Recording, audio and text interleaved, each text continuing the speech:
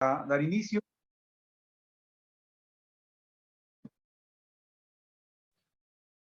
Buenas noches, colegas. Vamos a dar inicio a la clase del día de hoy sobre el juicio probatorio en los procesos laborales.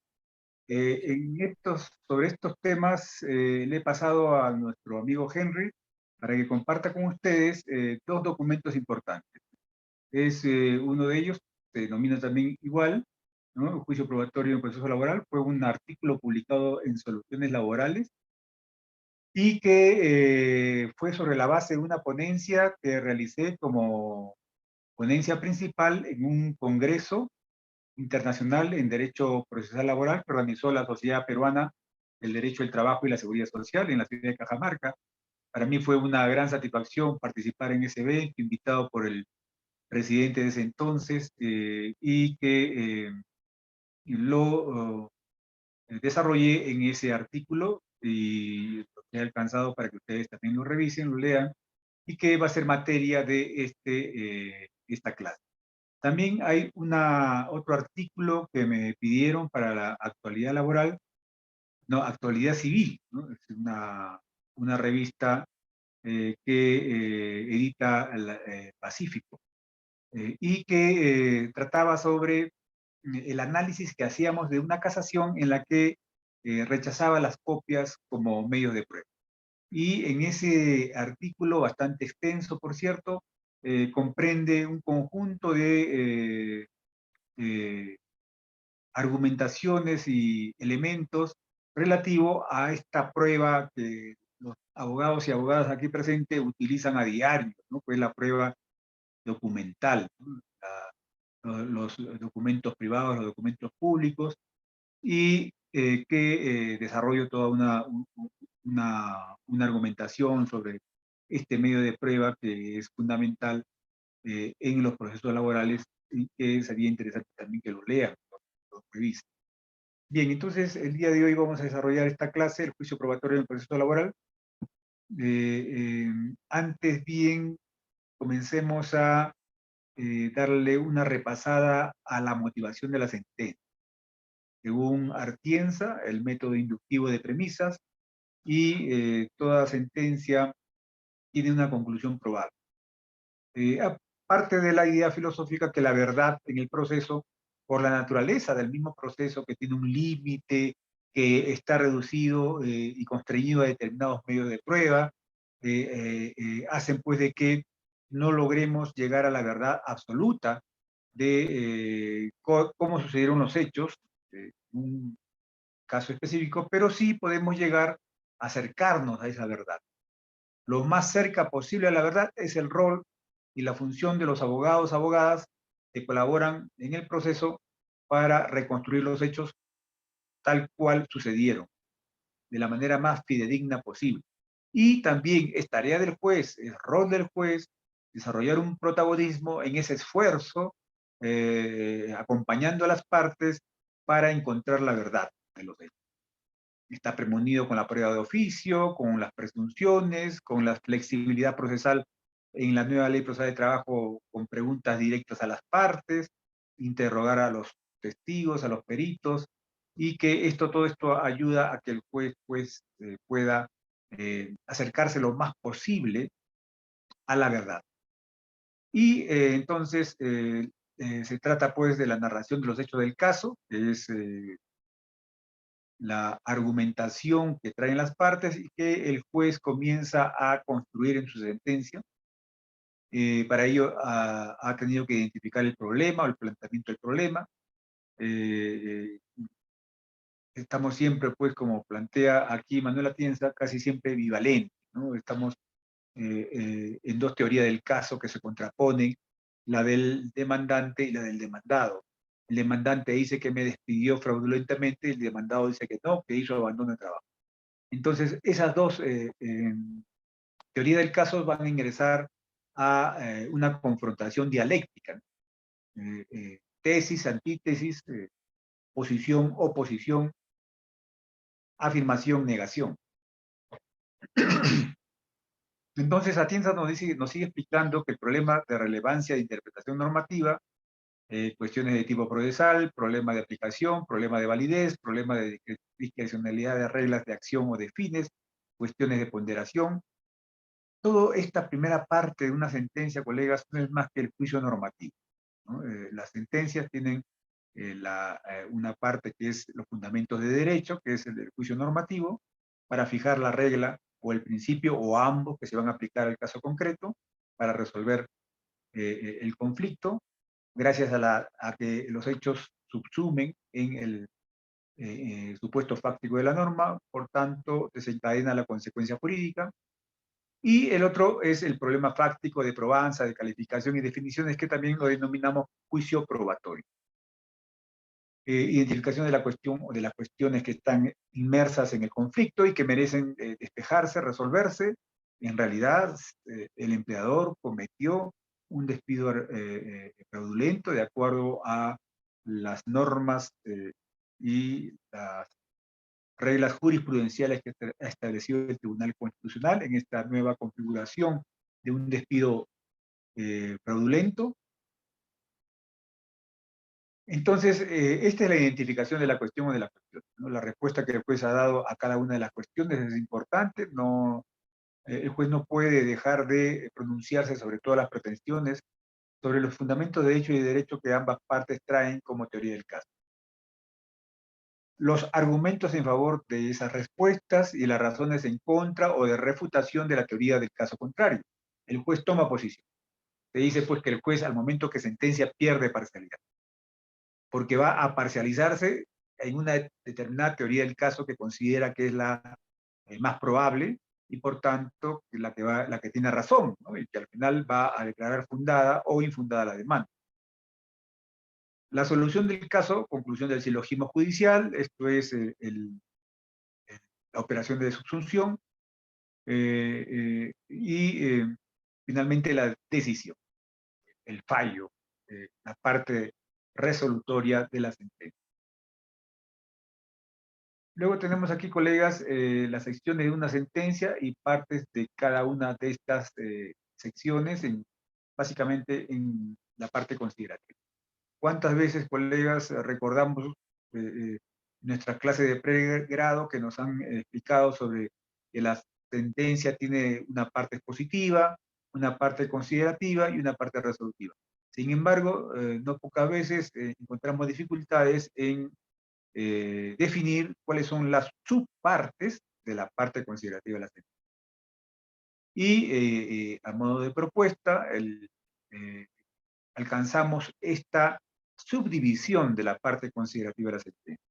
Tiene una primera premisa mayor, que es el juicio normativo, el juicio probatorio, que va a establecer la premisa menor o la premisa fáctica, y luego el juicio de subsunción. El juicio de subsunción, como todos sabemos, es pues la operación que realiza el juez luego de haber fijado la regla, o principio, o ambos, que va a aplicar al caso concreto, los hechos que ya están probados, que el juez argumenta en su sentencia que estos son los hechos probados, y por tanto va a realizar la operación de subsunción, esto es demostrar que los hechos probados calzan, encajan, encuadran en el supuesto fáctico de la norma jurídica. Y que esto si esto opera, entonces va a desencadenar, va a gatillar, a percutar la consecuencia jurídica resolviendo el caso. También el que habla ha propuesto una parte importante en la sentencia, que es el juicio de prevención. ¿Cuántas veces los jueces y las juezas encontramos pues que el conflicto que nos trae el demandante tiene una fuente que está generando mucho más conflictos de los que es normal, ¿no? Todos sabemos que los empleadores en el sector privado se esfuerzan pues por llevar unas relaciones laborales armoniosas, pero siempre hay pues algún tipo de conflicto, porque la relación laboral, si bien es cierto, lo ideal es que se desarrolle pacíficamente, pero siempre hay ciertos conflictos que, si no se resuelven al interior de la empresa, terminan en el Poder Judicial, ¿no? El tercero imparcial tiene que intervenir otorgando tutela jurisdiccional efectiva, por cierto, a ambas partes y otorgará el derecho a quien corresponde. Entonces, esa fuente del conflicto que está generando varios procesos judiciales, los jueces no podemos cerrar los ojos. Tenemos que encarar esa fuente de conflicto. Y ahí viene determinadas medidas que puede adoptar el juez o la jueza para corregir esa fuente del conflicto. Por ejemplo, les cuento un caso de una entidad financiera que estaba despidiendo trabajadores aplicando un reglamento interno de trabajo que afectaba el principio del non-bis in idem.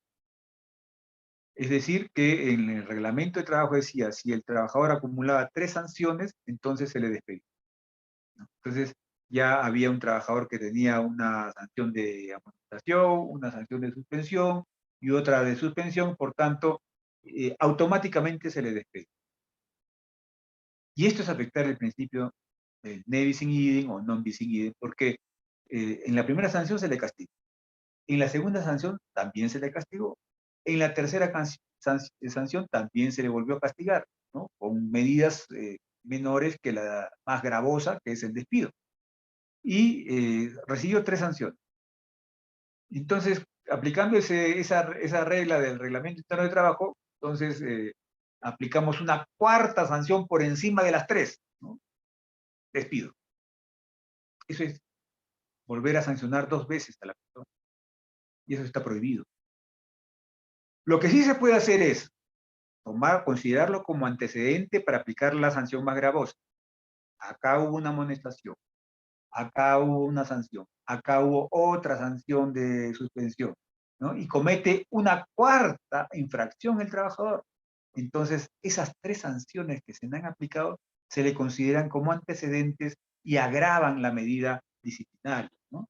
Entonces, ahí en la cuarta sanción, ahí sí usted puede despedir ya por un hecho nuevo, distinto a las 3 anteriores que ya usted sancionó. Entonces, ese reglamento interno de trabajo lo estaban aplicando colegas en esa entidad financiera y comenzaban pues a venir varios procesos judiciales. Y lo que hicimos es que disponer que la empresa, ¿no?, corrija, elimine esa regla en su reglamento interno de trabajo porque lo que estaba causando era el non bis in idem, o sea, la doble sanción por un mismo hecho. Y oficiamos a la SUNAFIL para que en el término de 30 días visite a esa empresa para efectos de verificar si realmente cumplió con suspender, con eliminar esa regla del reglamento interno de trabajo. Entonces, esa es la función del juez, de prevenir futuros conflictos, ¿no? Entonces, por eso que he considerado yo aquí, en esta parte de la motivación de la sentencia, este juicio de prevención. Y luego también van a haber otros agravios que no están vinculados necesariamente con la cuestión principal del debate judicial, y esto implica pues también una parte en la sentencia que absuelva todos los agravios restantes. Porque, colegas, si una sentencia de vista no absuelve todos los agravios de la apelación, entonces está causando la nulidad de su sentencia. Ya la Corte Suprema en varias oportunidades ha declarado nula la sentencia de vista porque no ha absuelto la totalidad de los agravios. Y luego tenemos ya la parte resolutiva, que como todos sabemos, una sentencia declarativa, constitutiva de derechos, de condena o de obligación. Obligación de hacer, de no hacer, obligación de dar. Estas son pues las partes de una sentencia. El día de hoy nos vamos a concentrar en el juicio probatorio. Cómo el juez establece los hechos y cómo los abogados y abogadas tienen que colaborar para que esa labor que realiza el juez de discernimiento lo haga de la mejor forma, de la mejor manera. Por eso que las demandas y las contestaciones de demanda tienen también la misma parecida estructura a una sentencia. En realidad la demanda es una sentencia anticipada. Igualmente también la contestación de la demanda, porque también tiene sus fundamentos de derecho, sus fundamentos de hecho, y los fines de los medios probatorios, en la propuesta de valoración de cada una de ellas al juez, lo que les expliqué en la clase anterior, ¿no? Entonces, a ver, un momentito, por favor, que se ha desconectado esta, esta luz. Un ratito.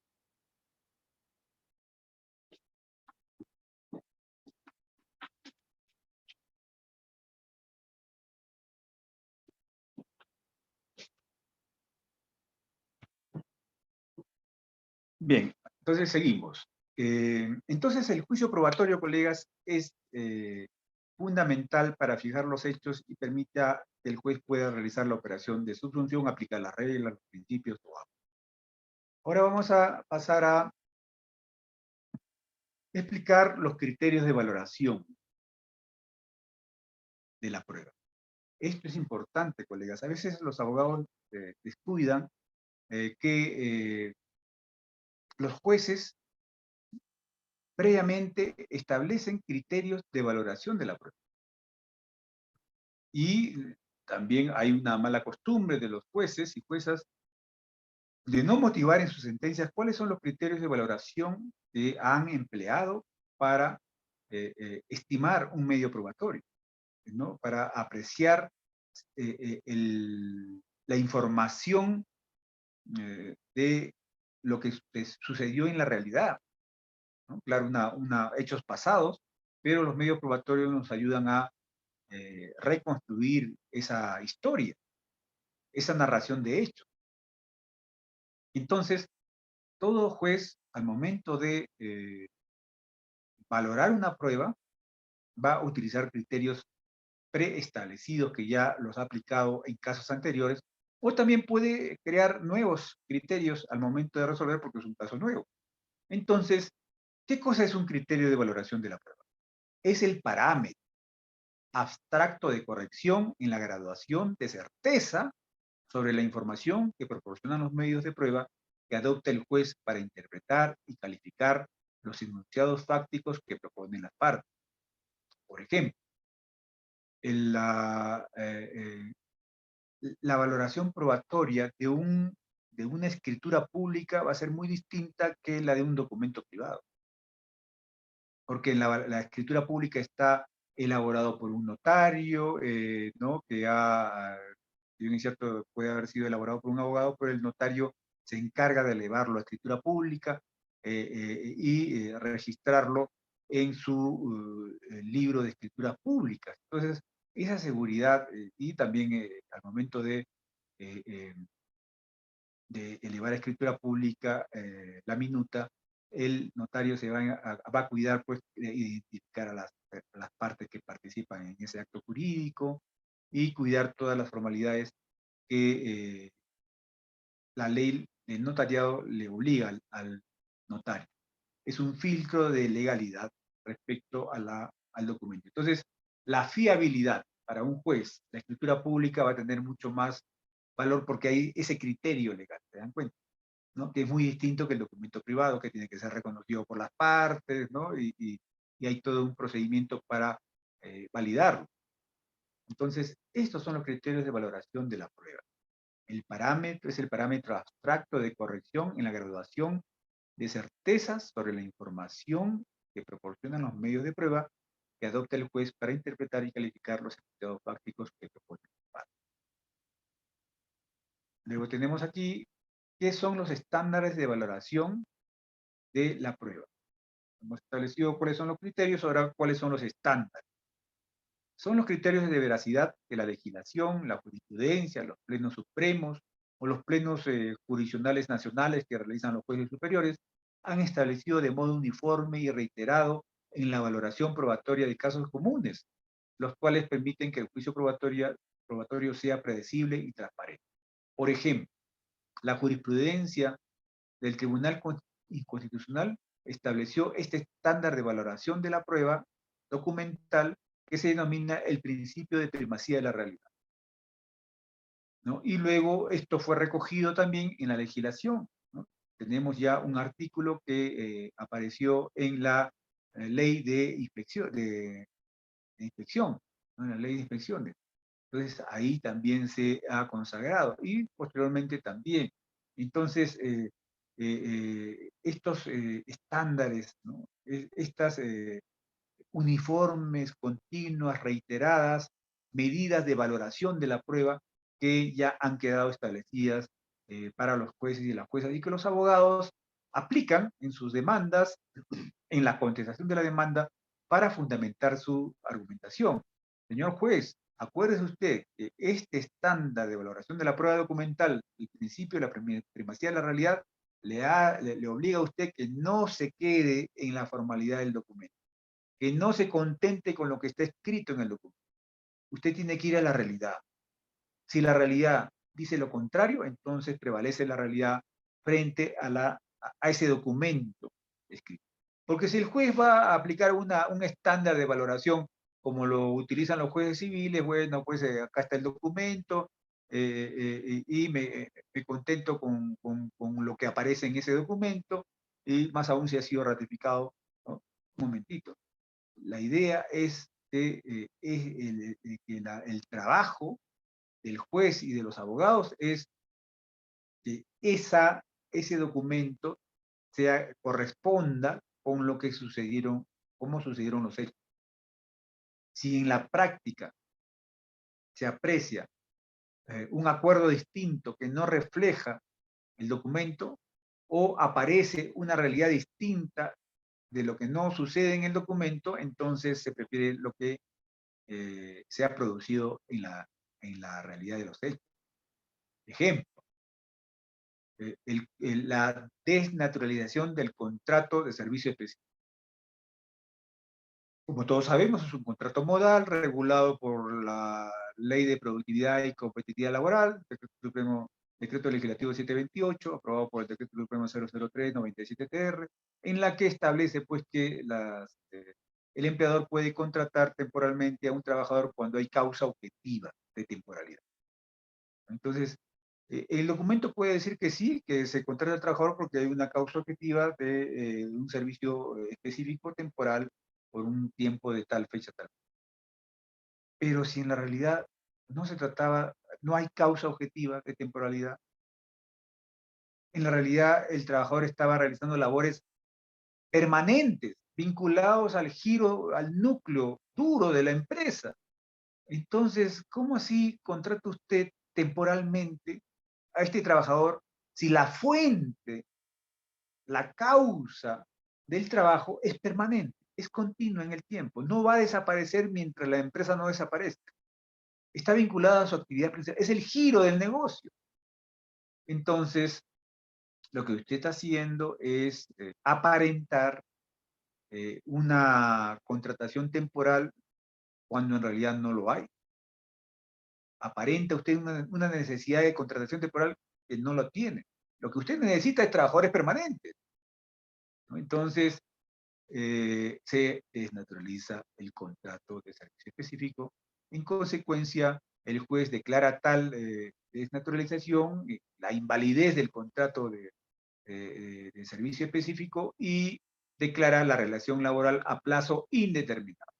Si han pasado ya más de 3 meses, naturalmente que ya el trabajador tiene el derecho a la estabilidad laboral, que era negado con este famoso contrato de servicio específico, que inclusive termina el plazo contractual y ya no la renuevan el contrato y se queda en la calle el pobre trabajador. El trabajador se visita a uno de los abogados o abogadas que están aquí presentes y le da el caso, y evidentemente pues va a presentar una demanda de reposición por desnaturalización de contrato modal.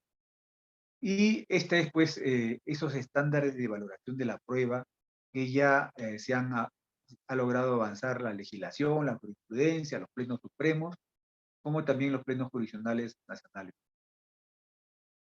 Y ahora pasamos a estudiar los estándares de medios de prueba. Una cosa son los estándares, los criterios de valoración de cada uno de los medios de prueba, y otros son los estándares de medios de prueba que se necesitan para ganar un proceso. ¿Con qué medios de prueba logro triunfar cuando pretendo el pago de beneficios sociales? Por ejemplo, entonces, los estándares de medio de prueba son aquellos criterios jurisprudenciales o de fuente legal que adopta el juez para considerar que determinados medios de prueba son idóneos, relevantes, necesarios, privilegiados o conducentes para transmitir la información fáctica indispensable para validar u otorgar crédito de verosimilitud a la hipótesis fáctica. ¿Cuál es la hipótesis fáctica? Señor juez, mi empleador no me ha pagado los beneficios sociales. Entonces, el empleador va a contestar la demanda, sí le he pagado los beneficios sociales. Entonces, usted dice que le ha pagado los beneficios sociales. ¿Cuál es el medio de prueba estándar para acreditar el pago? Inclusive hasta el Código Civil lo señala. El que alega haber pagado es el obligado a aprobar el pago. Entonces, ¿cuál es el estándar de medio de prueba idóneo para acreditar el pago? El recibo de pago. Aquí está el recibo en la cual firma el acreedor, en la que yo le he pagado sus beneficios. Pero en términos laborales, en materia de derecho del trabajo, ese recibo vendría a ser la liquidación de beneficios sociales, ¿no? Entonces, la liquidación de beneficios sociales es el documento idóneo, conducente, privilegiado, necesario, relevante para atender este tipo de pretensiones de pago de beneficios sociales. El despido incausado, el despido fraudulento. ¿Cuál es el medio de prueba que acredita el despido? Ustedes lo saben perfectamente cuántas veces han acompañado al pobre trabajador despedido a la comisaría para pedir un policía que constate el despido. Ese documento es el idóneo, ¿no? O también se van al inspector de trabajo para que constate el despido. Esos son los documentos idóneos, el acta de inspección y la constatación policial para casos de despido, por ejemplo. Entonces, esto ya lo estableció la jurisprudencia, la ley y los plenos también, ¿no? Cuando se han referido al respecto. Seguimos entonces. Vamos a pasar ahora, colegas, a las fases y pasos en la valoración de la prueba. Esto es importante que ustedes comprendan para que cuando ustedes saben perfectamente qué ejercicio racional va a realizar el juez para resolver su caso, entonces ustedes van en su demanda o en su contestación de demanda, ¿no? Sugiriendo, proponiendo, formándole opinión al juez. Y para eso tienen ustedes que conocer estas fases y pasos de la elaboración de pruebas. O sea, cuál va a ser el raciocinio que va a aplicar el juez para establecer los hechos.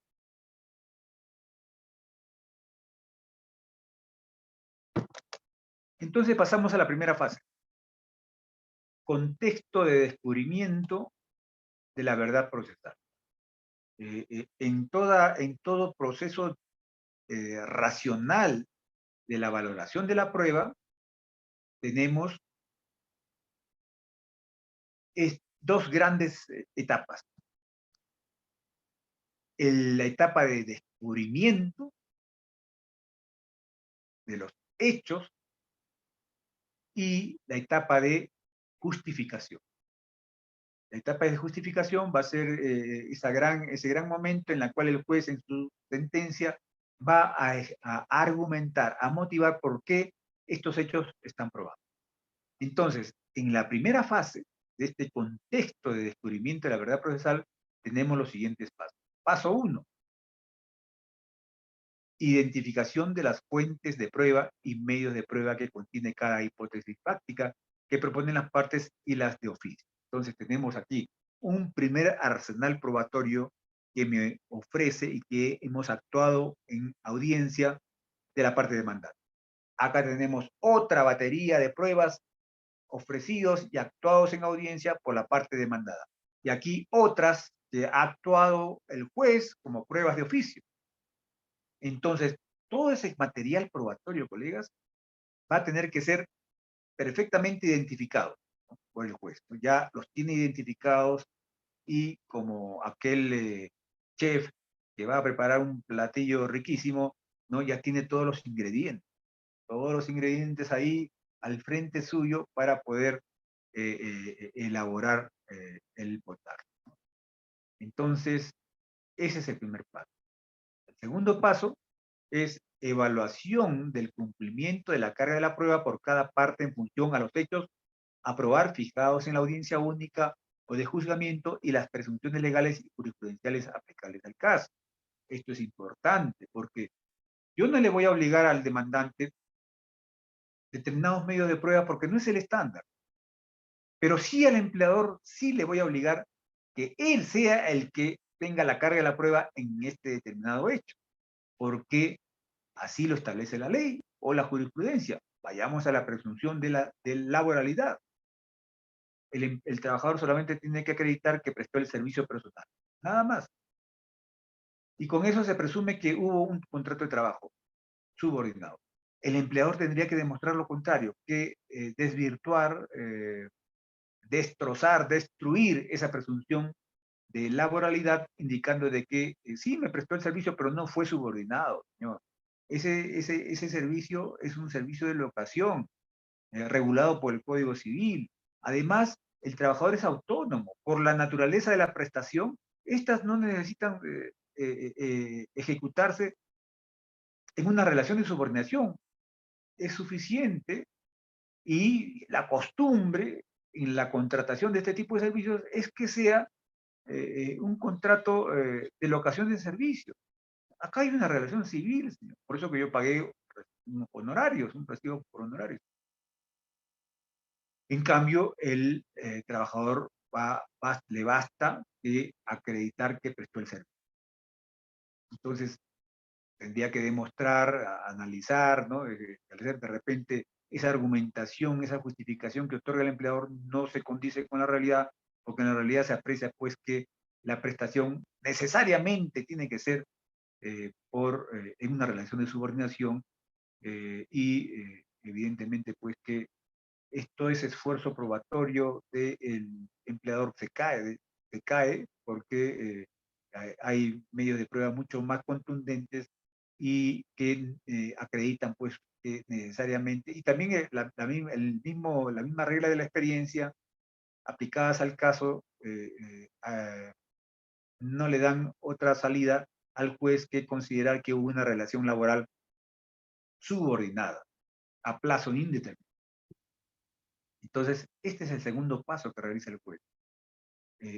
Apreciar quién tiene la carga de la prueba, quién está en mejores condiciones de probar, quién puede colaborar mejor a la justicia con los medios probatorios, porque los tiene en su poder, están en su ámbito, en su esfera de dominio, ¿no? Entonces, establecido las cargas probatorias, es el segundo paso, y también identificar las presunciones legales que puedan ser aplicables al caso, la presunción de laboralidad, ¿no? Y otras presunciones que se construyen jurisprudencialmente, ¿no? Como por ejemplo la presunción para probar, para acreditar el daño moral que les expliqué la otra vez, ¿no? En los casos de despidos inconstitucionales, ¿no? En la mayoría de los casos, el que es despedido sufre. En consecuencia, hubo daño moral en el trabajador, ¿no? Basta, se puede decir, tener como hecho base, como hecho indicante, el despido del trabajador, debidamente acreditado inclusive con una resolución como autoridad de cosa juzgada, ¿no? Que ordena la reposición. Y el hecho consecuencia es el daño moral. Se presume, ¿no? A ver, demuéstreme usted, señor demandado, lo contrario. La carga de la prueba ya recae en el empleador, ¿no? Y esto es una construcción de una presunción, ¿no? Una presunción del hombre, también se conoce como presunción homine o presunción judicial, ¿no? Que lo construye el juez para el caso concreto o que ya viene desarrollándose de manera uniforme y reiterada en la jurisprudencia. Bien, entonces este es el segundo paso del juicio probatorio. Ahora pasamos, colegas, al tercer paso. Aquí tenemos una sentencia del Tribunal Constitucional que les recomiendo leerlo, el 728-2008, habeas corpus, que fue un proceso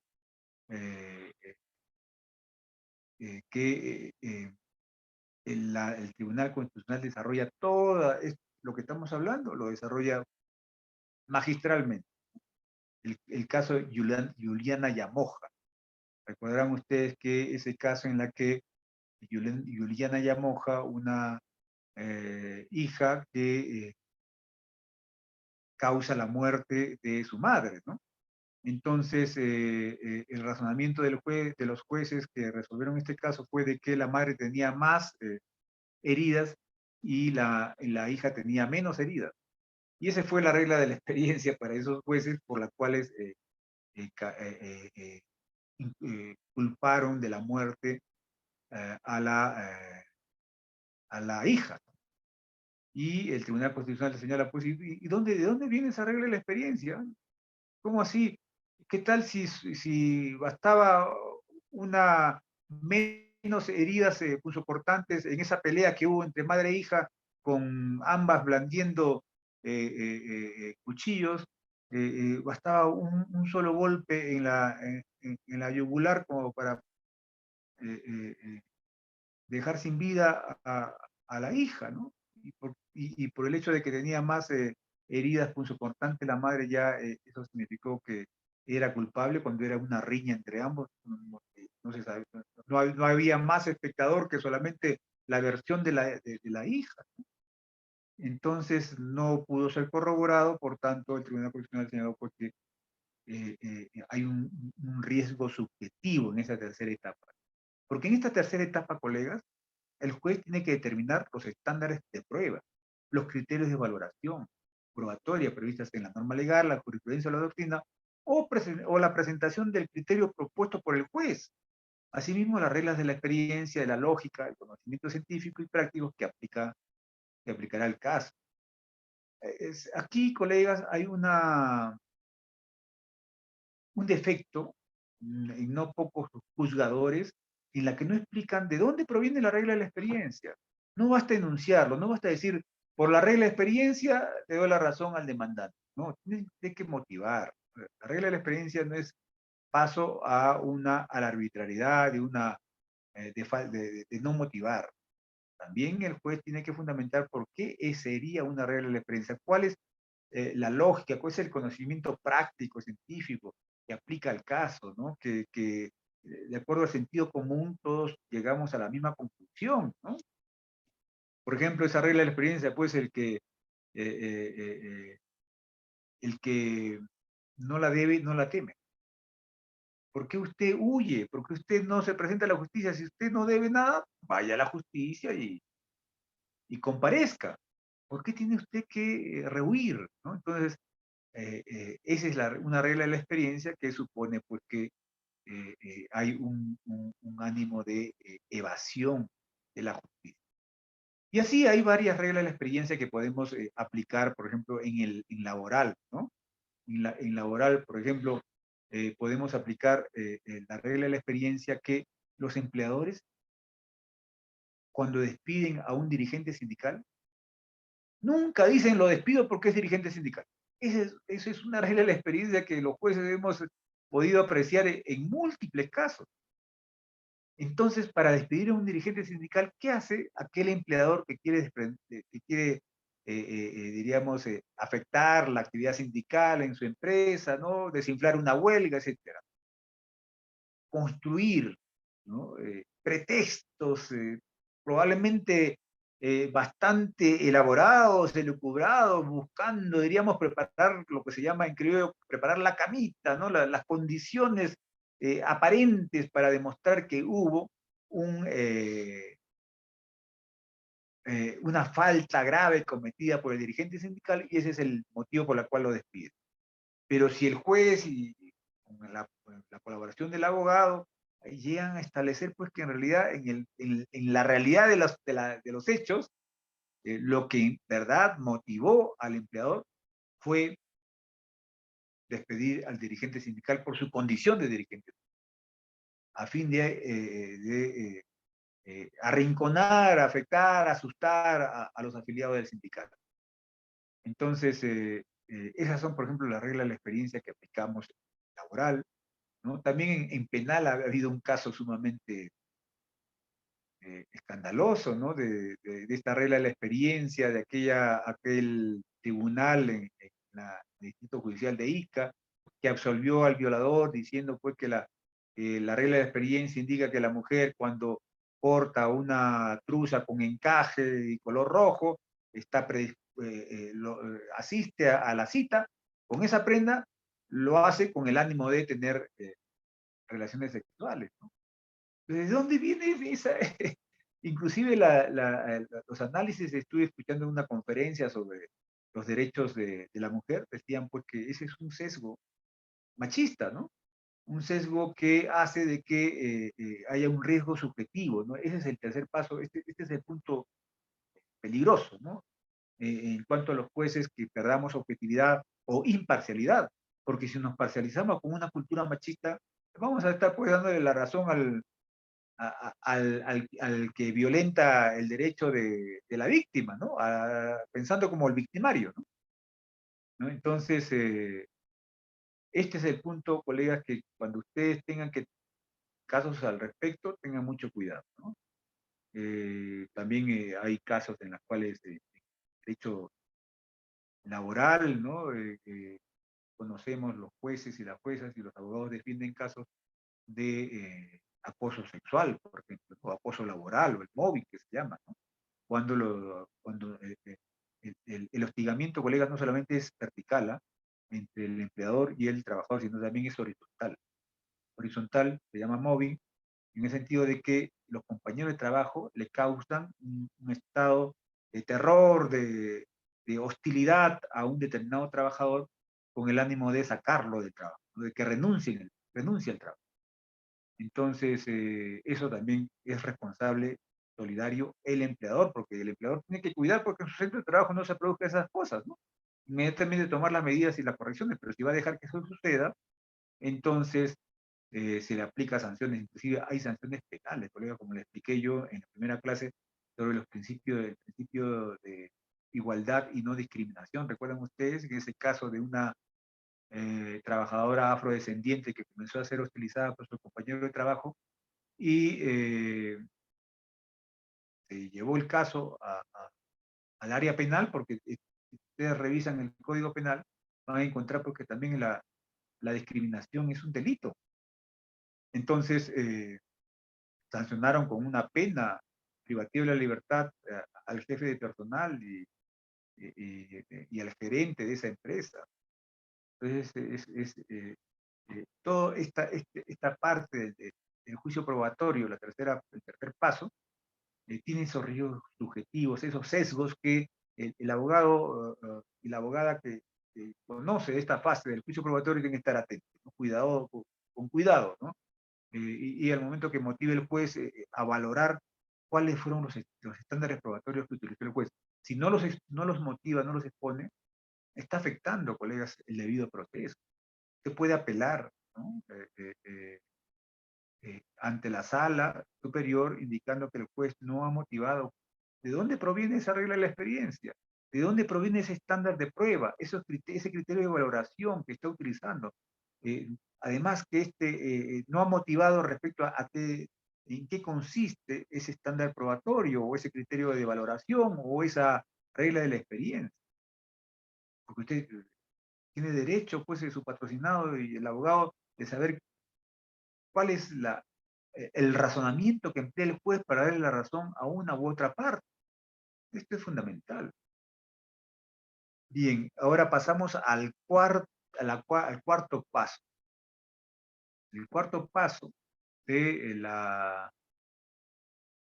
del juicio probatorio en su fase, en su etapa, en su gran fase de descubrimiento de la verdad procesal o de la verdad probabilística de cómo sucedieron los hechos, es el análisis atomista o individual y el análisis conjunto u holístico del material probatorio. Recordarán ustedes esa regla en el Código Procesal Civil, ¿no? Es que el juez realiza un razonamiento conjunto, ¿no? Una valoración conjunta y razonada de la prueba, ¿no?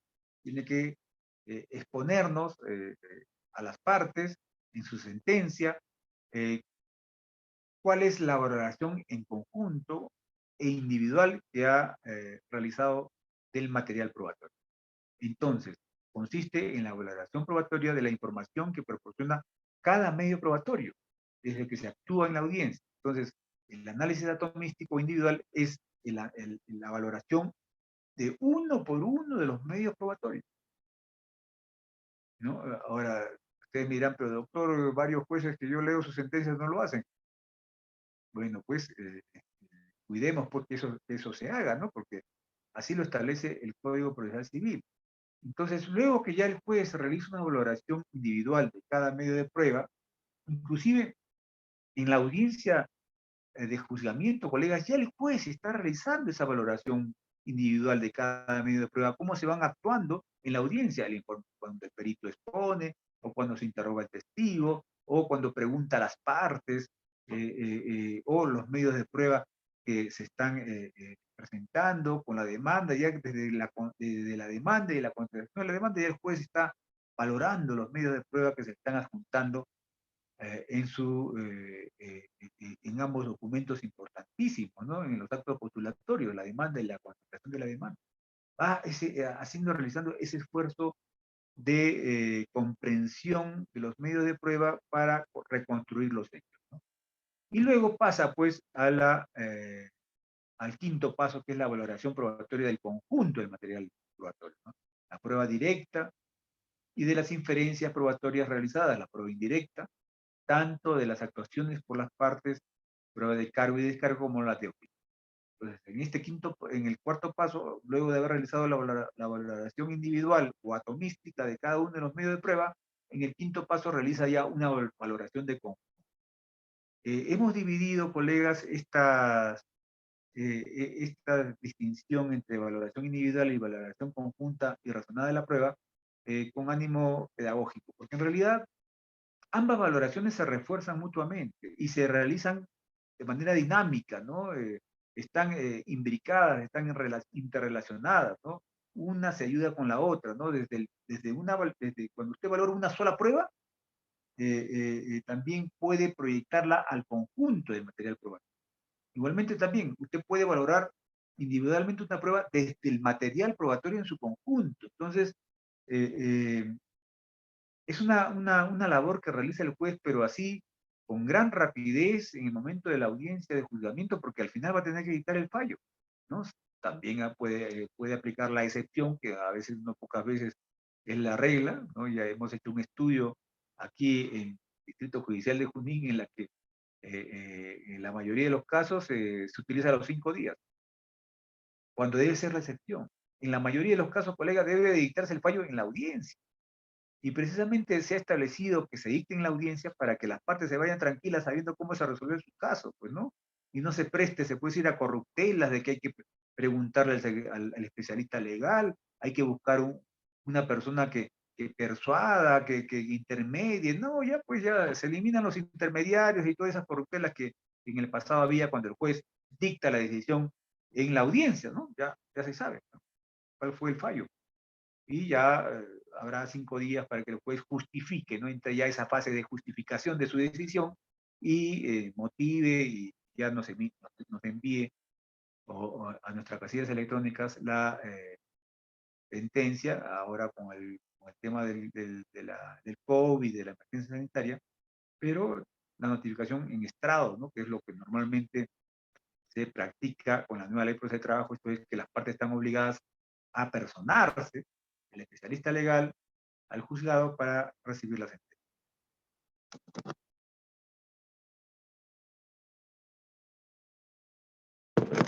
Entonces, aquí es donde el juez va a desarrollar sobre todo la prueba indirecta, que es la más compleja, ¿no? Son pruebas mucho más difíciles de argumentar, de justificar, porque hay que hacer una inferencia.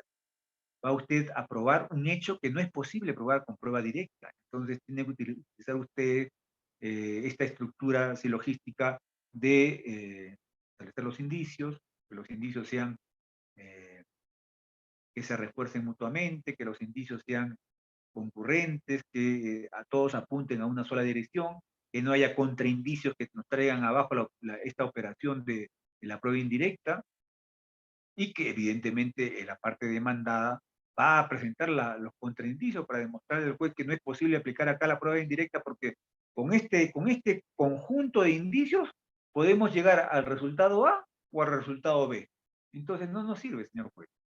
El conjunto de indicios como hecho base tendría que ser, que todas ellas apunten a una sola dirección, que nos lleven al hecho consecuencia necesariamente.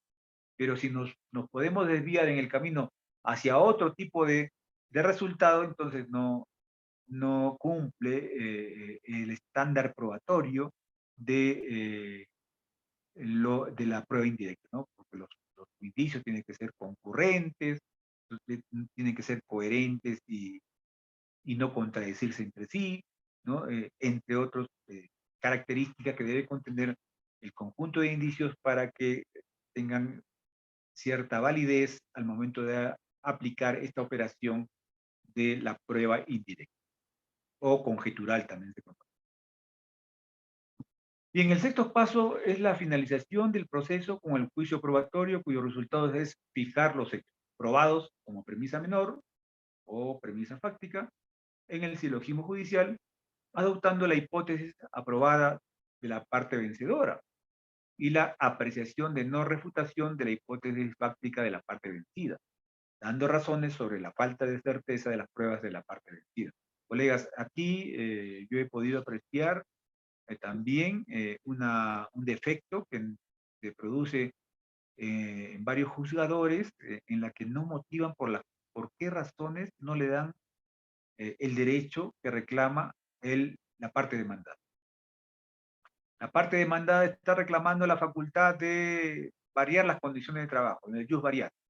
Señor juez, yo tengo esa facultad de variar las condiciones de trabajo, por tanto, no he cometido ninguna hostilización, sino por el contrario he ejercido ese derecho, esa facultad que se desprende del principio del poder de dirección que tengo en el centro de trabajo, artículo 4 de la Ley de Productividad y Competitividad Laboral. Pero el juez, al momento de motivar su sentencia, solamente hace referencia a todo lo que favorece al trabajador. Sí, está probado este hecho, que en realidad el empleador cometió hostilización, ¿no? Cometió esta otra hostilización, está probado con esto, con esto, con esto. En conclusión, fundada la demanda de hostilización y listo. Y los argumentos de la parte demandada también tiene que decirlos porque no le convence, pues. ¿Cuántas veces, colegas, abogados y abogadas que han apelado, nos han informado en el informe oral, señores jueces superiores, esta sentencia es irrita porque no ha valorado mis medios probatorios? No hay ningún argumento que haga referencia a la teoría del caso que yo expuse en la contestación de la demanda. Y eso es verdad, pues, ¿no? Es obligación de los jueces y las juezas al momento de motivar su sentencia dar razones por qué la parte vencida, sus medios de prueba no le convencieron. ¿Por qué no alcanzaron el umbral de certeza los medios probatorios que ofreció la parte demandada? Tienen que ponerlo, ¿no? Entonces, ese es el sexto paso, colegas, en la que se finaliza el juicio probatorio, estableciendo los hechos probados, ¿no? Y también por qué la parte vencida no logró probar los hechos que alegaba. Eso es importante. Luego pasamos a la segunda fase de este juicio probatorio, con el último paso, que es el contexto de justificación. El contexto de justificación, colegas, no es más que la parte considerativa de la sentencia. La exposición de este cuadro probatorio en los fundamentos de hecho de la sentencia, articulando el método analítico con el holístico, el método de la narración y en la narración fáctica, ¿no? El método de evaluación o valoración individual, analítica, atomística de cada medio de prueba y combinando con el método holístico o de razonamiento y valoración conjunta del material probatorio en cuanto a establecer los hechos probados. Entonces, este es el contexto de justificación que el juez tiene 5 días, hasta 5 días, para emitir la sentencia, desarrollando pues esta motivación que es un derecho fundamental, ¿no? de lo justiciable. Está también consagrado en el artículo 139 de la Constitución Política, en la Ley Orgánica del Poder Judicial, título preliminar, en el Código Procesal Civil, todos ellos señalan pues que artículos 122 del Código Procesal Civil, sería interesante que lo revisen, ahí establece pues cuáles son las reglas que debe de cumplir el juez para motivar sus resoluciones. Entonces, por ejemplo, también, colegas, ¿cuántas veces, no sé si ustedes alguna vez han encontrado una sentencia que declara improcedente la demanda? Si bien es cierto, el juez, según el párrafo final del artículo 121 del Código Procesal Civil, puede excepcionalmente, eh, volver a recalificar la relación jurídica procesal, ¿no? Pronunciarse sobre la validez de la relación jurídica procesal, ¿no? Entonces, esa es la autorización en la cual en la sentencia puede declarar improcedente la demanda cuando lo correcto, lo ideal, la regla es que lo haga al momento de calificar la demanda, para ahorrarnos todo el trámite. Pero excepcionalmente autoriza el Código Procesal Civil a hacerlo también en la sentencia. ¿Cuántas veces, colegas, no sé si ustedes habrán visto, le declaran improcedente la demanda sin indicar la causal por la cual es improcedente? Hemos estudiado el 427 del Código Procesal Civil, cuáles son las causales de improcedencia, ¿no? Caducidad, imposible jurídico, fáctico, falta de legitimidad para obrar, falta de interés para obrar. No nos dicen en cuál de esas causales está, ¿no? También es una falta de motivación, ¿no? Bien, colegas, entonces este es el juicio probatorio en su conjunto, en sus dos fases, en sus 7 pasos que realiza el juez y que usted debe tenerlo con claridad meridiana, porque todo este juicio probatorio no va a ser otra cosa que el juez se va a inclinar o acepta la teoría del caso del demandante o acepta la teoría del caso del... Puede haber una tercera posición, ¿ah? También hay casos en los cuales el juez presenta su propia teoría del caso, también eso ha sucedido. Sobre todo cuando hay componenda entre demandante y demandado para aparentar un proceso judicial y sorprender al juez con una determinada reconocimiento de derecho, ¿no? Y que el juez se da cuenta y presenta su teoría del caso, el propio juez, ¿no? Acá me están cometiendo fraude procesal, así que copias a la fiscalía y vayan ustedes a someterse a la justicia penal, porque aquí todo este proceso no es otra cosa que la finalidad de crear créditos laborales para aparentar que hay una deuda, una gran deuda laboral y poder tener una mejor posición en el proceso de insolvencia ante Indecopi, ¿no? ¿Cuántas veces hemos visto eso, no? Bien, entonces, esto es el juicio probatorio, colegas, y que yo quisiera ahora a pasar. Doctor, buenas noches. Buenas noches, adelante, sí, ahí si hay preguntas, encantado, ¿eh? Doctor, yo me acuerdo haber puesto en una demanda, por ejemplo, acá en un juzgado laboral de Lima, bueno, hay varias salas, ¿no? Y cuando se presenta una reposición, hay como que en las salas hay algunas que declaran fundada la reposición, pero en una de ellas no declaró fundada, pero yo justo todavía se le pone ahí como precedente, ¿no? Que en otras salas, en otros juzgados, mejor dicho, le habían declarado fundada casi por los mismos motivos, ¿no? Y cuando se señala que, por ejemplo, se adjuntaría una sentencia donde declaran fundada una reposición, ¿el juez podría tomarle en cuenta eso al momento de resolver o no lo consideraría o cómo lo tomaría un juez cuando se le adjunta, por ejemplo, una resolución que se han declarado fundada, una demanda con la misma pretensión que se está presentando a su juzgado? Eso tenía una duda de eso. Sí, colegas, ese es otro de los vicios, de los deficiencias que sí tienen algunos jueces, ¿no? De no motivar, no fundamentar las razones por las cuales eh, se no siguen una determinada corriente jurisprudencial, ¿no?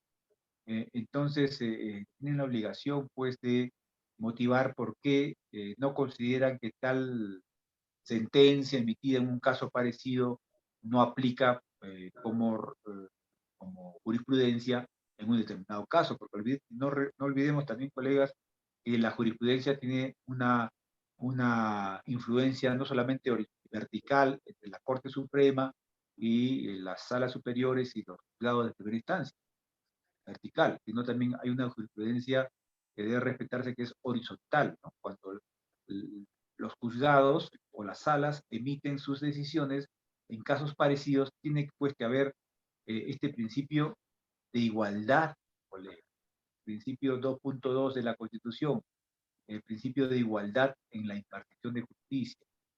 En casos parecidos, estos estándares probatorios que les estoy explicando, esos criterios de valoración que se han empleado en la resolución de esos casos anteriores, parecidos al caso que usted lleva, tienen pues que tener en consideración, porque si no se estaría afectando este principio de predecibilidad o predictibilidad de las transacciones judiciales que tanto se le reclama a nuestro Poder Judicial, ¿no? Que no podemos estar los jueces y las juezas resolviendo los casos de manera distinta, no obstante que son parecidos o similares. Para eso realizamos pues los plenos distritales, los plenos jurisdiccionales nacionales, la Corte Suprema realiza sus plenos laborales, ¿no? Entonces, ese es el gran reto de los abogados y abogadas de controlar a los jueces y juezas ese deber de motivación, ¿no? Si yo inclusive, ya está bien, todos comprendemos pues quién va a saber qué resuelve el juez o la sala de Huancavelica y el de Tumbes, pero no hay una capacidad, no hay un esfuerzo de sistematización de la jurisprudencia que nos ayude a poder rápidamente encontrar información rápida de cómo han resuelto otros institutos judiciales el mismo caso, o parecido a nuestro caso. Pero si me están adjuntando la sentencia del juzgado tal, la sentencia de la sala tal, tengo que pronunciarme, ¿no? Esa es una obligación de los jueces pronunciarse, por un principio elemental de igualdad en la resolución de los casos, ¿no? Es un derecho que tienen el demandante como el demandado, de que se le resuelva su caso conforme se ha resuelto anteriormente lo mismo, ¿no? Entonces, no se puede resolver de manera distinta a lo que se resolvió anteriormente. Ya, puede usted hacerlo, señor juez, pero motíveme, pues, deme razones por las cuales usted se aparta de esta decisión emitida en otro juzgado, en otra sala civil, o en otra sala laboral. Entonces, tiene pues que motivar, fundamentar. Si no lo hace, está causando la nulidad de su sentencia, colega. ¿Mm? Se va a la sala superior y tranquilamente eh, lo declara pues nula, ¿no? Casualmente ahora último, le voy a pasar a Henry para que también lo comparta con ustedes. La Corte Suprema emitió una sentencia declarando nula la sentencia de vista de la Sala Civil de Huancayo porque no había motivado por qué se apartó de las sentencias anteriores que había emitido esa sala cuando era mixta en el mismo caso.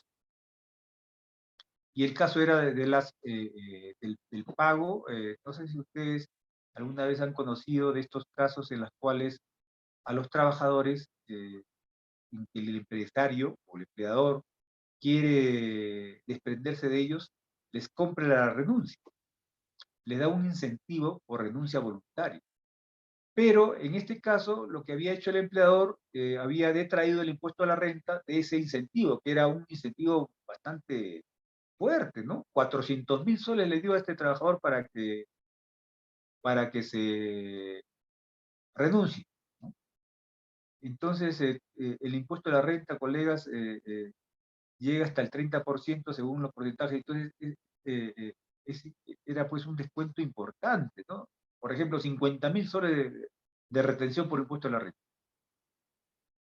Entonces, el trabajador pues fue un abogado y el abogado le dijo, ¿sabe qué? Esa retención es indebida, porque esa retención no es afecta al impuesto a la renta, porque los ingresos que son afectos al impuesto a la renta es con ocasión al trabajo.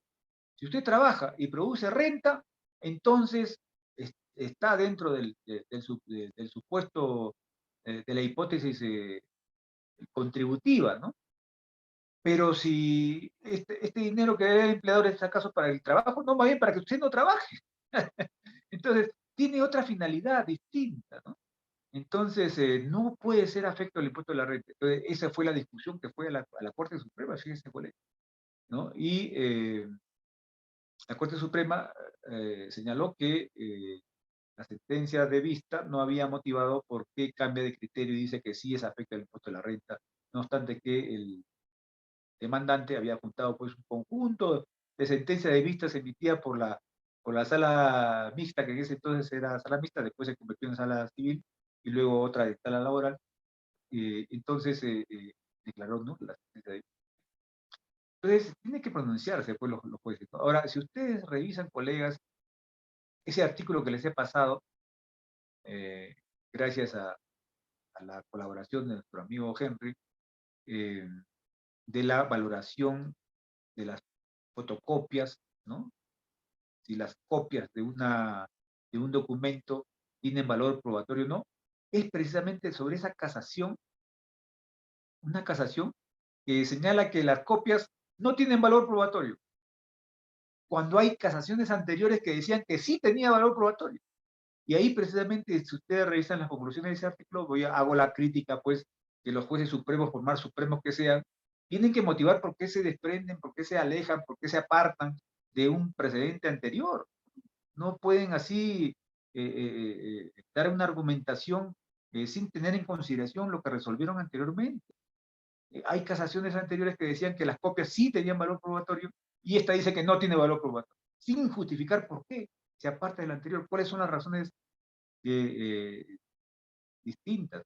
Ahora, un amparo contra esa casación se lo trae abajo el Tribunal Constitucional, ¿no? Evidentemente, porque está afectando pues el debido proceso en su, en su vertiente de motivación de las resoluciones judiciales. Muy bien, no sé si hay alguna otra pregunta más para seguir avanzando. Bien, colegas, aquí yo hago un cuadro. Este cuadro es algo más resumido de lo que aparece en el artículo. En el artículo, el cuadro que yo hago es mucho más amplio. Es importante que ustedes lo revisen, porque, fíjense, yo hago aquí un esfuerzo de sistematizar cuáles son los estándares de prueba y criterios de valoración probatoria. Y lo divido en 4 grupos, en función a los medios de prueba típicos, en función a la prueba directa e indirecta, en función al grado, en función a los casos comunes. En función a los medios de prueba típicos, colegas, en cuanto a la declaración de parte, si ustedes revisan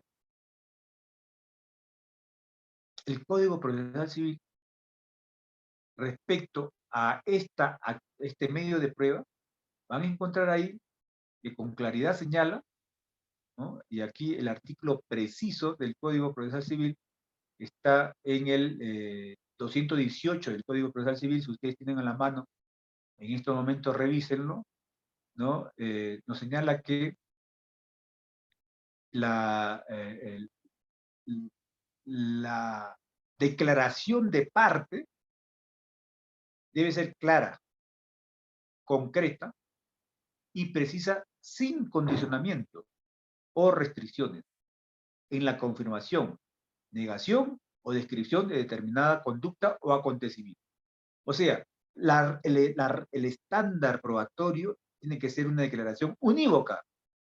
¿Qué significa el término unívoco? Que no tenga contradicciones, que esa declaración no se contradiga y que por el contrario sea unívoco, o sea, solamente tenga una sola respuesta. No que sí o no, dudo, no sé, no. Tiene que dar una respuesta categórica, clara, concreta, precisa. Esas son las reglas o los estándares de valoración probatoria de la declaración de parte. Ahora, si pasamos, colegas, a la otra valoración de la declaración de testigos, también, ¿no? Miren, aquí hay una casación 1916-99 en Chincha que establece este estándar de valoración de la prueba testifical. El juez no puede aceptar una respuesta y desechar otras, sino que debe apreciarlas en su conjunto. La declaración del testigo, colegas, usted tiene que valorarlo en el conjunto de todas las respuestas que ha dado a las preguntas que le ha realizado el demandado, el abogado del demandante, el abogado del demandado, el juez. No puede, diríamos, partir, ¿no? Sacar una respuesta de su contexto. El texto de la respuesta tiene que estar valorada en su contexto. Fíjense, ¿eh? Regla, estándar probatorio de la testifical. Luego tenemos, el juez debe concentrarse en la esencia de la declaración testimonial y no limitarse a evaluar quién es ese testigo, sea dirigente sindical o directivo de confianza del empleador, o fiarse del número de testigos que testimonian lo mismo, ya que el testimonio se valora conjuntamente con el resto del material probatorio. Esto es, colegas, la regla de la experiencia, la regla del estándar probatorio de la prueba testifical es: no se fije usted en el mensajero, concéntrese en el mensaje. No interesa aquí que si el dirigente sindical es de izquierda o de derecha, o el empresario es abusivo o no. O sea, lo que le interesa a usted es la respuesta que le da ese testigo. A ello concéntrese. No, tampoco no prejucie porque fueron 5 testigos los que afirmaron un mismo hecho, ya con eso se tiene probado el hecho. No, tiene usted que corroborar la prueba testifical con el conjunto del material probatorio.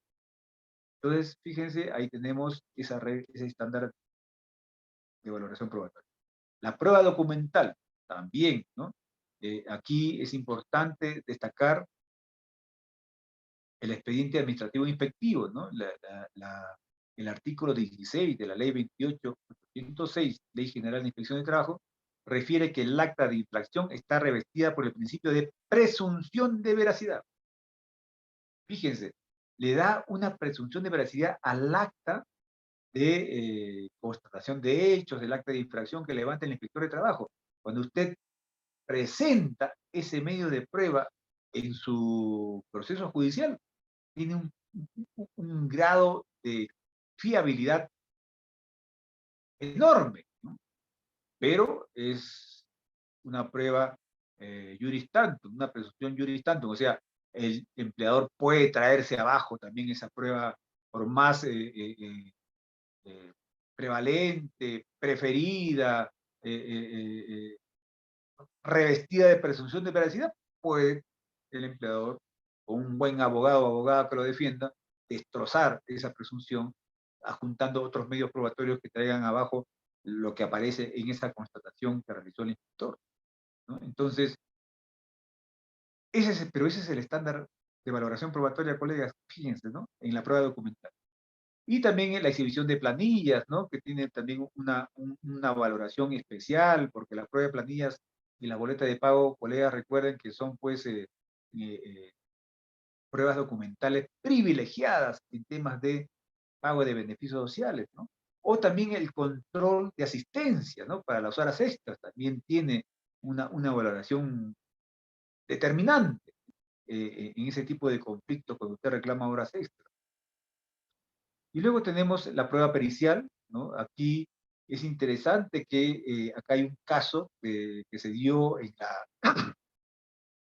el Tribunal Supremo de Estados Unidos, caso Dauber versus Merrell, en la que se establecieron cuáles son los criterios de valoración y que ha sido acogido por la jurisprudencia de varios países, entre ellos el nuestro, por su interesante criterios que prevé, ¿no?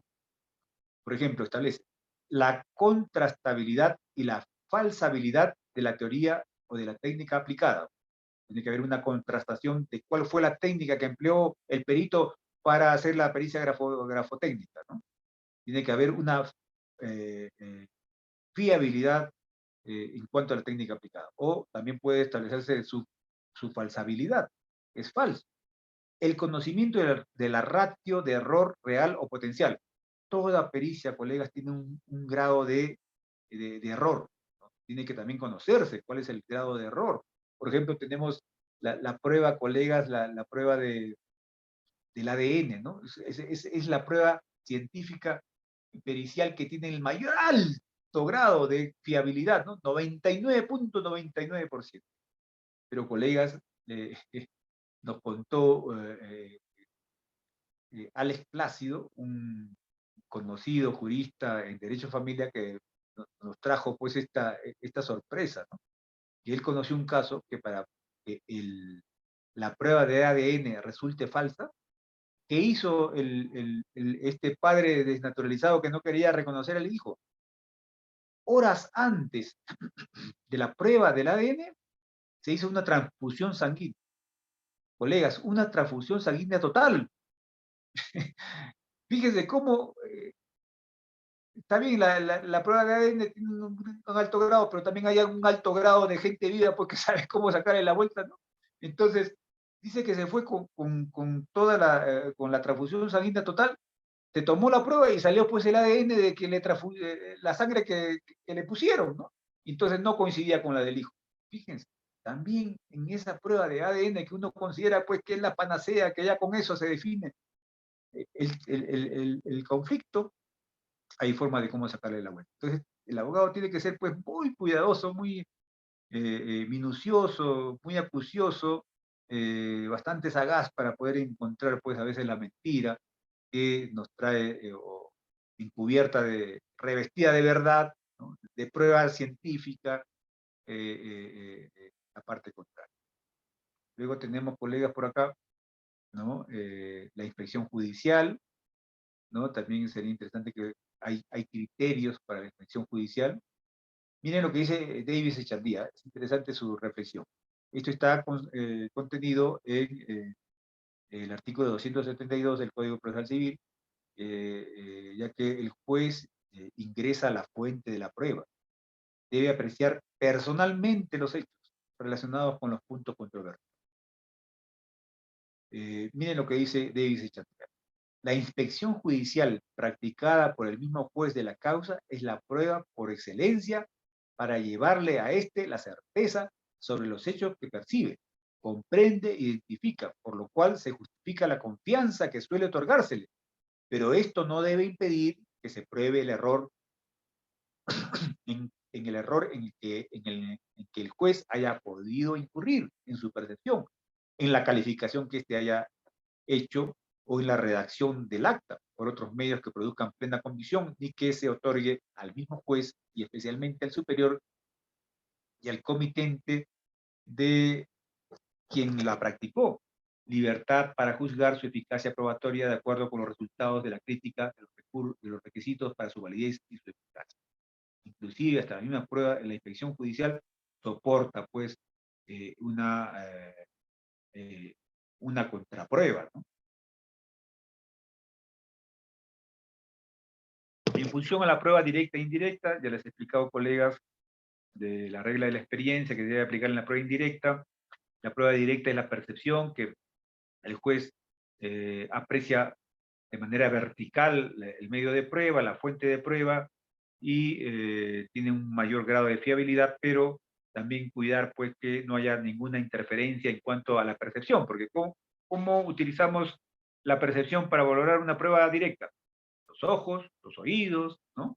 Todos los sentidos que nos permiten conocer esa prueba directa, porque vamos verticalmente a conocer el hecho, a valorar la información fáctica, el hecho que pudo haberse producido con ese medio de prueba que nos transmite esa información, ¿no? Entonces tiene que haber una perfecta relación entre la persona que percibe y el objeto percibido, ¿no? Que no haya ninguna interferencia, ninguna distorsión en la comunicación, ¿no? En el envío de la información.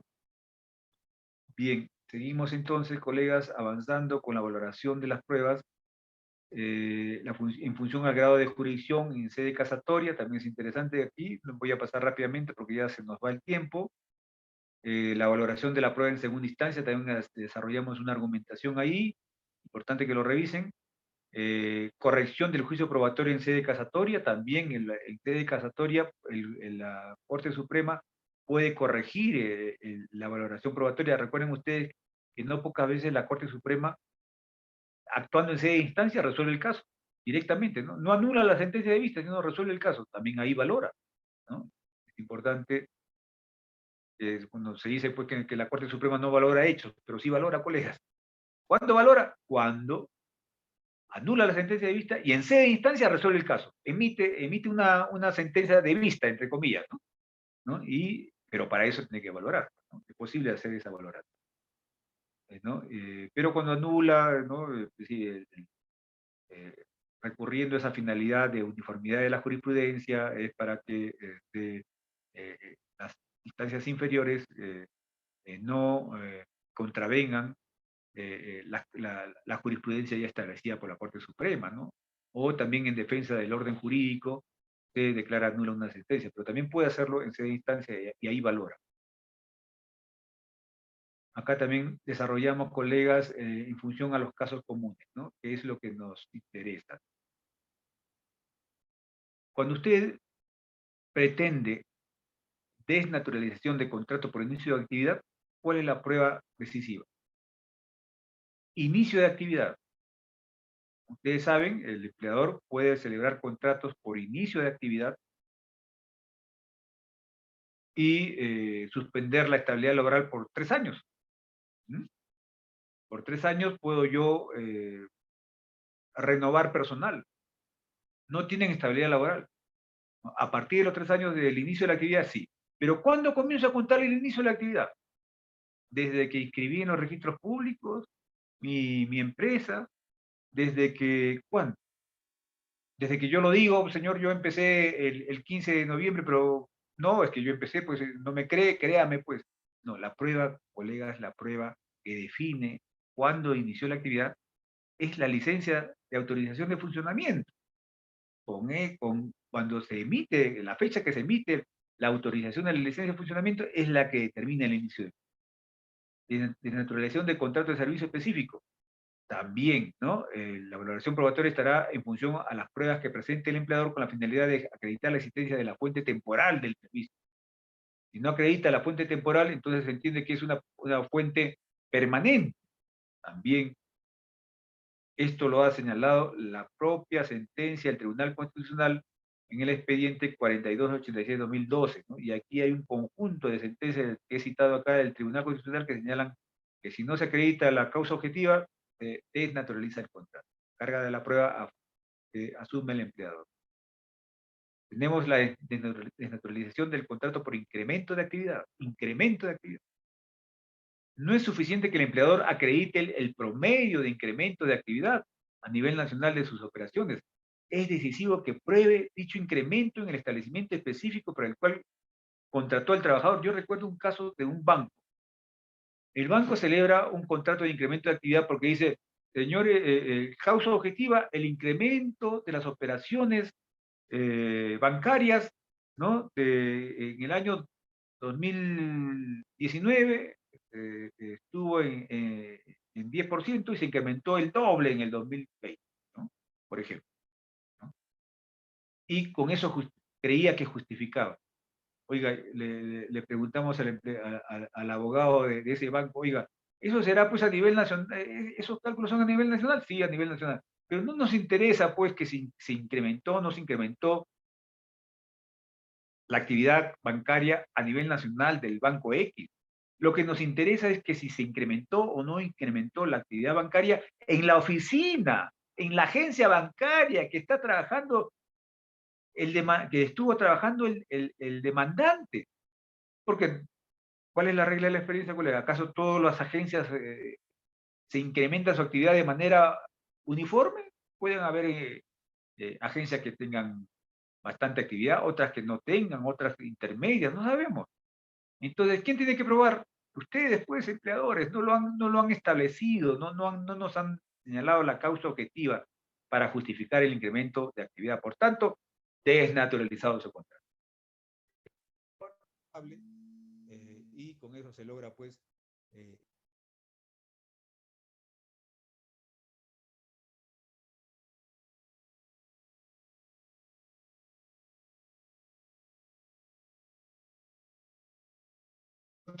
es inválida si el trabajador suplente acredita la inexistencia del suplido,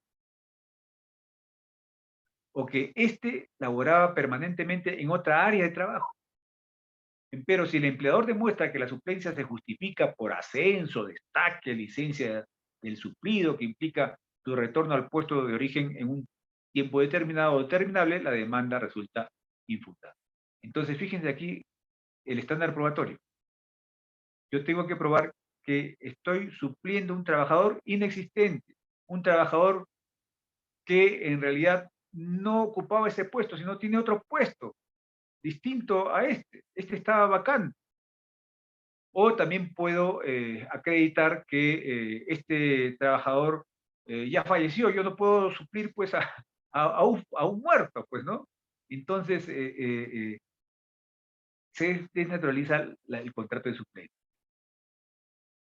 La desnaturalización del contrato de locación de servicios o negativa del empleador de reconocer la existencia de una relación laboral, en este caso, a la luz del principio de primacía de la realidad, ese es el estándar, los medios probatorios del trabajador deben demostrar indicios de laboralidad, ¿no? Ya hemos explicado, artículo 23.2 de la nueva ley procesal del trabajo. La desnaturalización de la intermediación laboral. ¿Cuándo se desnaturaliza la intermediación laboral? Artículo 3 de la ley 27.626 que regula pues esta actividad.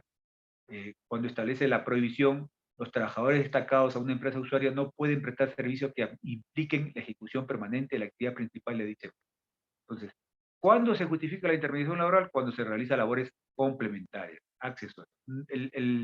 El trabajador destacado, mediante un contrato de intermediación laboral, no puede realizar labores principales, ¿no? El núcleo del negocio está prohibido. Puedo contratar al vigilante, ¿no? Una empresa de vigilancia, a las señoras o señores de aseo, ¿no? De limpieza de la empresa, ¿no? Con una empresa, un service de limpieza. Puedo inclusive contratar el mantenimiento del servicio de cómputo a una empresa especializada, pero no puedo pues contratar intermediación laboral para que asuman una labor de secretaria del gerente de la empresa, ¿no? Esa es una labor principal, está vinculada a la labor principal. La desnaturalización de la tercerización laboral también está referido, colegas, al tema de que los trabajadores destacados mediante un contrato de tercerización no pueden recibir órdenes de los jefes de la empresa usuaria, de la empresa principal, si no se desnaturaliza la tercerización laboral, ¿no? Y inclusive la sanción es que estos trabajadores sean considerados en la planilla estable de los trabajadores de la empresa principal, ¿no? Pasan a ser estables de la empresa principal como castigo por haber falseado la tercerización laboral. Pero ¿cuál es el estándar probatorio? Que el trabajador tiene que demostrar, probar que no realizaba labores que justifican la tercerización, y no realizaba labores bajo las órdenes de los jefes de la empresa, o realizaba labores ahora con el reglamento. Varias empresas están planteando amparos, ¿no? Para desligarse de ese nuevo reglamento, el Decreto Supremo 001-2022-TR, ¿no? Que no está prohibido pues, realizar labores en el núcleo de la empresa usuaria, ¿no? No se puede realizar labores en el corazón del negocio, ¿no? Solamente labores que están que puedes tercerizar la actividad productiva, pero la actividad productiva que no está vinculado al núcleo del negocio. Bien, pretensión de reposición en el trabajador por despido incausado. También la prueba privilegiada ahí es la denuncia policial, ¿no? O la inspección que acredita pues que se despidió el trabajador sin ninguna razón, sin darle ninguna carta de despido, sin someterlo a un procedimiento de despido, etc. Pretensión de reposición por despido fraudulento, también tiene que acreditarse que el despido se realizó eh, eh, fraguando pruebas, de manera perversa, utilizando el fraude a la ley para hacerlo, etc. Y pretensión de reposición por despido lesivo de derechos fundamentales, también desarrollamos, colegas, les recomiendo que lo lean. Pretensión de reposición por despido nulo, también desarrollamos cuáles son los estándares probatorios para ello. Pretensión indemnizatoria por despido inconstitucional, también aquí están los criterios de valoración probatoria.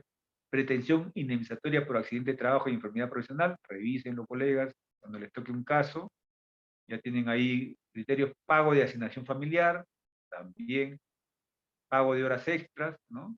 La casación laboral 5703-2017 Lima también establece que la prueba privilegiada en estos casos será el reporte del sistema de marcado de los ingresos y salidas del trabajador, puesto que se presume que éste elaboró suplementariamente el tiempo extra que aparezca fuera de la jornada laboral ordinaria fijada por el centro de trabajo. Naturalmente que también caben otros medios probatorios que puedan presentar las partes para acreditar sus enunciados fácticos.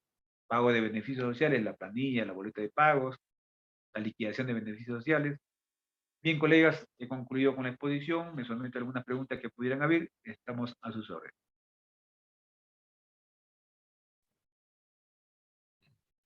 Cierto, buenas noches. Buenas noches. Buenas noches. Doctor, he estado escuchando atentamente el bosquejo bastante complejo para el raciocinio para poder pronunciarse sobre los casos. Pero en la práctica, ¿lo usarán así, este esquema, teniendo en cuenta la voluminosa carga, los casos de todo tipo que hay? Imagínese con esa rigurosidad, eh, inclusive pronunciarse sobre hasta qué punto no merece mayor peso probatorio la parte a la que no se le da la razón, ¿no? Eh, ¿Cómo ve usted? ¿Se aplica realmente o solamente en algunos casos que son estelares se es riguroso y en el resto de repente no se aplica tanto esto, ¿no? O sea, ¿cómo lo ve usted? ¿O es siempre lo usan necesariamente ese A ver, esquema así riguroso? denme un minuto. Voy a sacar el Código Procesal Civil, que ahí hay un artículo interesante, ¿ah?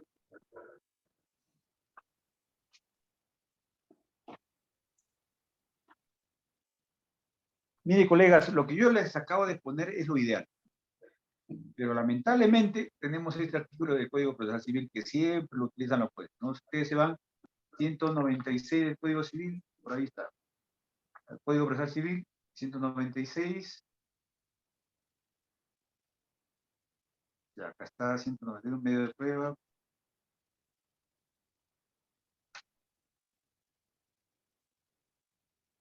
Miren lo que dice el artículo 197 del Código Procesal Civil, que siempre sacan los jueces para poder decir por qué no explicaron toda este juicio probatorio que les he explicado. Miren, ¿ah? Todos los medios probatorios son valorados por el juez en forma conjunta, utilizando su apreciación razonada. Sin embargo, acá viene la trampa, sin embargo, en la resolución solo serán expresadas las valoraciones esenciales y determinantes que sustentan su decisión. ¿Ah? O sea, el Código Procesal Civil le está dando la facultad a los jueces que solamente argumenten lo principal. Y lo secundario y lo terciario no. Y los argumentos de la contraparte, que también tengo que pronunciarme sobre las pruebas que los estoy desechando, por qué los desecho, por qué considero que no pasan el umbral probatorio del hecho que ellos dicen haber acreditado. Este artículo 197, esperemos pues que yo participé, colegas, en una comisión que organizó el Poder Judicial para reformar el Código Procesal Civil y presentamos esa reforma para que haya pues una motivación suficiente, motivación completa, la completitud de la motivación tiene que suceder, colegas, tiene que haber, ¿no? Ahora, si bien es cierto este artículo señala, pero tenemos que ir pues al artículo constitucional, ¿no? De la motivación. Entonces, creo yo que, por Ese ejemplo... artículo, disculpe, doctor, este artículo es como una tabla de salvación para que no se sí, ahogue, bueno, para que no se claro, ahogue pues, con la carga procesal. claro, pues, ¿no? Entonces, pero creo que ustedes como abogados y abogadas, cuando vean que no hay una motivación suficiente, colegas, y no les queda otra solución que hacer valer su derecho, háganlo valer, pues, ¿no? Señor juez, está bien, esto dice esto el Código Procesal Civil, señores jueces superiores, pero también aquí está la Constitución y aquí está esta jurisprudencia que dice que el juez tiene que motivar, ¿no? Y también por qué se aleja del presidente anterior. Se lo voy a pasar, concluida la conferencia, a Henry, para que también se los envíe a ustedes y puedan ver ahí cómo la Corte Suprema señala que esta sala se olvidó de justificar por qué se aparta de sus sentencias anteriores. Debe de hacerlo, es obligatorio. ¿Ah? Y no lo y bueno, pero ellos podrán decir, pero miren, acá el Código Procesal Civil me dice, solamente puedo poner lo principal. Eso de las sentencias que emití anteriormente, eso es secundario. No, señor, usted tiene que también motivar por qué se aparta, el principio de predictibilidad de las resoluciones judiciales, el principio de igualdad en la forma de resolver los conflictos parecidos o similares. ¿Alguna otra pregunta? Doctor, buenas noches. Buenas noches. Mi nombre es Ruth Rodríguez. Más que una pregunta, es una acotación. Sí, efectivamente, existen casos, diferentes casos aparentemente iguales, pero los jueces de primera instancia toman criterios contrarios, a pesar de ser la primera instancia. Cuando llega a sala lo revocan o lo declaran nula, pero y hay algunos inclusive jueces que no, ni siquiera en otros casos que no se basan solamente en el código, pero más allá del código está la constitución, y más allá de eso está el control convencional, que es ya un tipo de interpretación diferente. A raíz de eso, las interpretaciones son diferentes.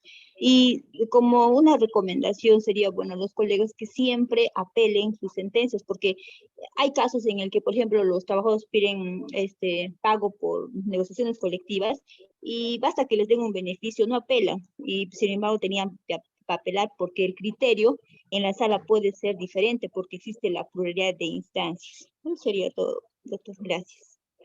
Muy Doctor, bien, finalmente, adelante, adelante. la observación era, la ley establece de que a los 60 minutos se debe emitir el fallo, ¿no? Y luego se fundamentará con la sentencia.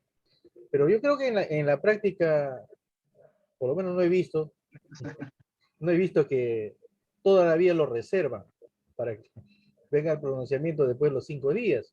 ¿Qué opinión le merece eso? En realidad, la excepción se ha vuelto la regla. Sí, sí, definitivamente es una crítica que se hace. Bueno, pues se justifica que hay carga procesal, pero aún así haya carga procesal, colegas, yo creo que el deber de los jueces es estudiar el expediente. Si un juez no va estudiando el expediente a la audiencia única, a la audiencia de juzgamiento, está perdido, ¿no? Entonces, y bueno, se confía con el método anterior, antiguo, ¿no? Ya voy a resolver después. Pero es precisamente, colegas, resolver en el momento porque está fresco y tiene la impresión. Mire, colega, usted ha dicho que todo lo que he explicado, esos 7 pasos son complejos. Bueno, esa complejidad es, le hemos dado esos pasos 1, 2, 3, 4, 5, 6, 7, con el ánimo de ser pedagógico, pero toda esa complejidad aparente, el juez lo aplica inmediatamente. Todos esos 6 pasos, así, concentrado, lo resuelve en la audiencia, en el desarrollo de la audiencia. Ese puede ser ya el raciocinio, la capacidad de los jueces y las juezas para rápidamente darse cuenta, ¿no? Preguntando acá, viendo la prueba, ¿no? Ah, no, el trabajador tiene la razón. Ah, no tiene el empresario tiene la razón. Entonces, es una actividad, pero ya luego, con tranquilidad, con pausa, ¿no? Va a argumentar, a justificar su decisión expresada en audiencia y tiene 5 días para elaborar, ¿no? Ahora, como todos sabemos, pues hay casos casos fáciles, casos complejos y casos dramáticos, ¿no? Y en los casos fáciles, pues rápidamente se resuelve. ¿Y en alguna otra pregunta? Doctor, tengo una duda acá. Para el tema de valoración de la prueba, como usted estaba indicando, ha citado varios artículos del Código Procesal Civil. Esa valoración de la prueba en materia laboral, ¿solo es basado así en el Código Civil o también se puede utilizar la teoría de la prueba? O sea, que se utiliza... Miren, como les vuelvo a repetir, hay criterios de valoración de las pruebas. Estos criterios están establecidos en el Código Procesal Civil, en el Código Civil en la nueva ley procesal de trabajo se está establecido en la legislación. Y de acuerdo al profesor Jordi Nieva Fenol, que tuve la suerte pues, de viajar a España a un congreso sobre esta materia, inclusive rendí un informe, también se lo voy a pasar a ustedes, a Henry, para que también se los pase a ustedes, en la que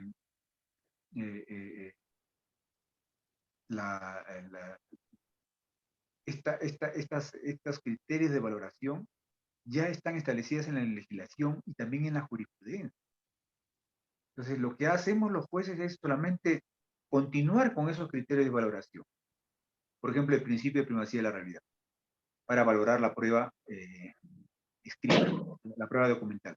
Pero también hay otros criterios de valoración que los jueces podemos establecer, nuevos criterios de valoración, nunca antes establecidos por jurisprudencia anterior. Entonces, esos criterios de valoración tenemos que explicar a las partes por qué estamos considerando que este medio de prueba sí acredita el hecho A o el hecho B. ¿Por qué acredita? ¿Por qué pasa el umbral de probabilidad?